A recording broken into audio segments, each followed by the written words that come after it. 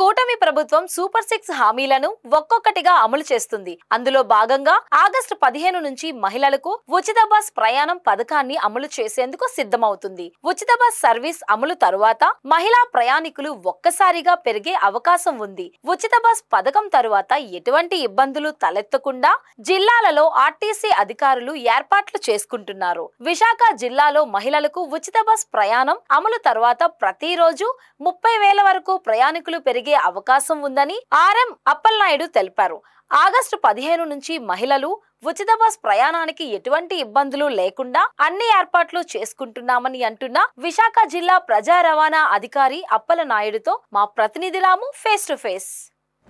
కూటమి ప్రభుత్వం అధికారంలోకి రాకముందు ఇచ్చిన సూపర్ 6 హామీలను ఒక్కొక్కటి కూడా నెరవేర్చొస్తుంది. ఇప్పటికే దీపం పథకం కింద గ్యాస్ సిలిండర్, మరోవైపు అలాగే అమ్మ తల్లికి వందనంతో పాటు ఇలాగా ఒక్కొక్క పథకాన్ని కూడా కొనసాగిస్తూ వస్తుంది. ఇందులో భాగంగానే సూపర్ 6లో భాగంగానే ఇచ్చిన మహిళలకు ఉచిత రవాణా సంబంధించి కూడా ఆగస్టు 15 నుంచి అమల్లో తెచ్చేందుకు కూడా కూటమి ప్రభుత్వం కూర్చేస్తుంది. దీనికి సంబంధించి ఇటువంటి ఇన్స్ట్రక్షన్స్ జిల్లా ప్రజా రవాణా అధికారులకు వచ్చాయి. ఇటువంటి ఏర్పాట్లు చేస్తున్నారు అనే దానికి సంబంధించి విశాఖపట్నం జిల్లా ప్రధాన రవాణా అధికారి అప్పలనాయుడు గారు మనతో ఉన్నారు. సార్, ఆగస్టు 15 నుంచి రాష్ట్ర ప్రభుత్వం మహిళలకు ఉచిత రవాణా సర్వీసు ఇంచుమించుగా ఇవ్వడానికి సిద్ధంగా ఉంది. మీకు ఎటువంటి ఇన్స్ట్రక్షన్స్ వచ్చి ఎటువంటి ఏర్పాట్లు చేసుకుంటున్నారు? అందరికీ నమస్కారం అండి. ఉచిత మహిళ బస్సుల్లో ఫ్రీ అన్నది మాకు ప్రకటన వచ్చింది. కానీ పూర్తి స్థాయిలో ప్రభుత్వం నుండి కానీ లేకపోతే మా హెడ్ క్వార్టర్స్ నుండి కూడా రావాల్సి ఉన్నాయండి. వాళ్ళు విధి విధానాలు ఏ రకంగా తీసుకెళ్ళాలి, ఏ రకమైన అలౌ చేయాలన్నది మాకు పూర్తిగా వివరాలు రావాలి. ఈలోపు మా హెడ్ క్వార్టర్స్ నుండి బస్సులను అయితే పూర్తి స్థాయిలో సిద్ధం చేయమని చెప్పడం జరిగింది.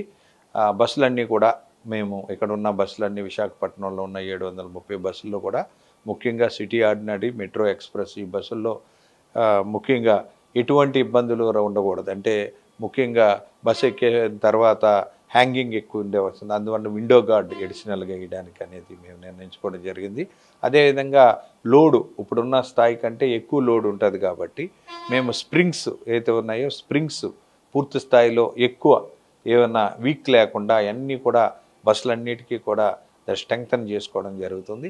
అదేవిధంగా గ్లాసులు కూడా చుట్టుపక్కల గ్లాసులన్నీ కూడా పూర్తిగా అవి చేసుకుంటున్నాము. అదేవిధంగా పెయింటింగ్ నీట్గా, అదేవిధంగా బస్ స్టేషన్స్ కూడా ఎక్కువ ప్రయాణికులు 40% 30% వారు ఎక్స్ట్రా ఉంటుంది ఇప్పుడున్న దాన్ని. కాబట్టి ప్రయాణికులు బస్ స్టేషన్లో కూడా ఏర్పాట్లు టాయిలెట్స్ కానీ డ్రింకింగ్ కానీ ఎడిషనల్గా బెంచెస్ కానీ ఇవన్నీ ఎడిషనల్గా ప్రొవైడ్ చేసుకొని ప్రయాణికులు ఎడిషనల్గా వచ్చే మహిళలు ఎక్కువ మంది ప్రయాణం చేసే అవకాశం ఉందని ఉద్దేశంతో ఎక్కువ రెడీ చేసుకుంటున్నామండి.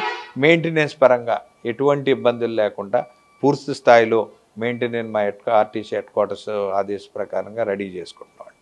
సార్, మనకి ప్రతిరోజు విశాఖపట్నం జిల్లాలో ఎంతమంది ప్రయాణికులు ట్రావెల్ చేస్తున్నారు? ఇందులో మహిళలు ఎంతమంది ఉండే అవకాశం ఉంటుంది? ఇప్పుడు మళ్ళీ ఉచిత పథకం తర్వాత, రవాణా పథకం తర్వాత ఎంతమంది పెరిగే అవకాశం? మా విశాఖపట్నం జిల్లా వరకు 3,10,10 మంది రోజుకి ట్రావెల్ చేస్తున్నారు. అందులో 1,50,000 వరకు మాకు బస్ పాసెస్, అంటే ఉమెన్ అవ్వచ్చు లేకపోతే మెన్ అవ్వచ్చు, అందరూ కూడా ప్రయాణం చేస్తున్నారు. 1,70,000 మంది ప్రయాణికుల్లో మహిళలు సుమారుగా 70,000 వరకు ప్రస్తుతం ప్రయాణం చేస్తున్నారు. ఇంకో 30,000 పెరిగే అవకాశం ఉన్నదని మేము ఎక్స్పెక్ట్ చేస్తాము. ఈ రకంగా అంచనాల ప్రకారంగా తిరిగిన తర్వాత వాళ్ళ ట్రెండ్ని బట్టి, డిపోలో తిరుగుతున్న బస్సులు ట్రిప్పులను బట్టి ఏ రూట్లో ఎక్కువ ఉన్నారు, ఏ రూట్లో తక్కువ ఉన్నారు అన్నది ఉన్న బస్సులతో మేము ఆ రీఅలైన్మెంట్ చేసి మహిళలకి ఫ్రీ, ప్రయాణికులకి ఎటువంటి ఇబ్బంది లేకుండా ఉందా. ప్రస్తుతానికైతే స్టూడెంట్ కమ్యూనిటీ ఏదైతే ఉన్నారో పీక్ అవర్స్లో మనకి స్కూల్స్ అన్నీ కూడా 8-8:30కి స్టార్ట్ అవుతున్నాయి. అదేవిధంగా ఈవినింగ్ 4 గంటలకు ఒకేసారి వెళ్ళడం వల్ల మా ద్వారకా బస్ స్టేషన్ కానీ, మద్దెలపాలెం బస్ స్టేషన్ కానీ, గాజువాక పాయింట్లో కూడా చాలామంది ఒకేసారి స్టూడెంట్స్ ఉండడము, మిగతా ప్రయాణికులకు అక్కడక్కడ వాళ్ళకి కూడా విజ్ఞప్తి చేశాము. ఎడ్యుకేషన్ కూడా వాళ్ళకి ఏంటంటే ఒకేసారి కాకుండా స్టాగర్ అయితే ప్రయాణికులకి ఏ రకంగా ఇబ్బంది ఉంటుంది. అదేవిధంగా మహిళలు ఫ్రీ బస్సు ఫెసిలిటీ ఇచ్చాక కూడా ఎక్కువ ఏ రూట్లో ఎక్కువ వెళ్తున్నారు. మేము ముఖ్యంగా మా ఎక్స్పెక్టేషన్ ప్రకారంగా పెందుర్తి వైపు ఎక్కువ వచ్చే అవకాశం అనేది ఉంది.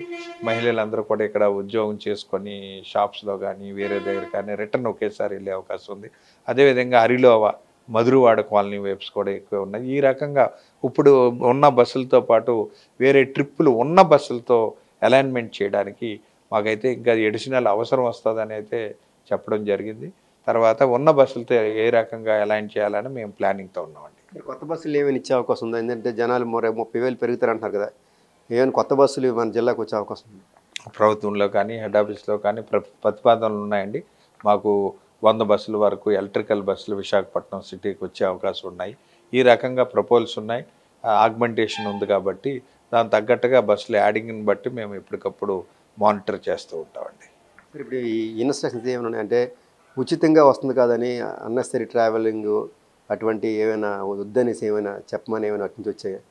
అలాంటి ఆదేశాలు వేయలేదు. ఇంకా పూర్తిగా ఆదేశం రావాల్సి ఉంది.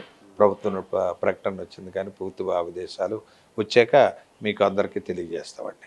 గతంలో చూస్తే అంటే ఆగస్టు 15కి ఎట్టి పరిస్థితుల్లో కూడా కూటమి ప్రభుత్వం మహిళలకు ఉచిత రవాణా అనేది కల్పించాలని ఇప్పటికే సిద్ధమైంది. దీనికి సంబంధించి కూడా అధికారికంగా ఎటువంటి ఆదేశాలు రాకపోయినా సరే ఏదైతే రవాణా శాఖ అధికారుల నుంచి కేంద్రం అమరావతి నుంచి మాత్రం ఇప్పుడు ప్రతి జిల్లాలో కూడా ఎటువంటి ఇబ్బందులు లేకుండా ఎవరికి వారు కూడా మౌలిక సదుపాయాలు, బస్ స్టేషన్లో మౌలిక సదుపాయాలు, బస్సులు కూడా శుభ్రం చేసుకోమని కూడా ఎక్కడికక్కడ కూడా అనధికారికంగా కూడా ఆదేశాలు వచ్చినట్టు కూడా స్పష్టం చేస్తున్నారు. మరోవైపు చూస్తే ప్రతిరోజు కూడా విశాఖ జిల్లాలో 70,000 మంది పైగా కూడా మహిళలు ప్రయాణం చేస్తుంటారు. ఈ ఉచిత రవాణా వల్ల మరో 30,000 మంది పెరిగే అవకాశం ఉంటుంది. కాబట్టి ప్రతి క్రౌడెడ్ ఉన్న ఏరియాలో ఎక్కడికక్కడ కూడా సర్వీసుల్ని అంచనా వేయడంతో పాటు ప్రతి దగ్గర కూడా మౌలిక సదుపాయాలు, బస్సులకు సంబంధించి కానీ, టాయిలెట్స్ కానీ, మంచినీరు కానీ ఇలాంటి వాటికి సంబంధించి ఎక్కడ ఎటువంటి ఇబ్బందులు లేకుండా కూడా పూర్తి స్థాయిలో కూడా ఇప్పటికే కూడా మేము వాటన్నిటికి సంబంధించి కూడా ఒక అంచనా కోసం ఎక్కడికక్కడ ఎటువంటి ఇబ్బంది లేకుండా దానికి సంబంధించి పూర్తి ప్రణాళికను సిద్ధం చేస్తున్నట్టు కూడా విశాఖ జిల్లా ప్రజా రవాణా అధికారి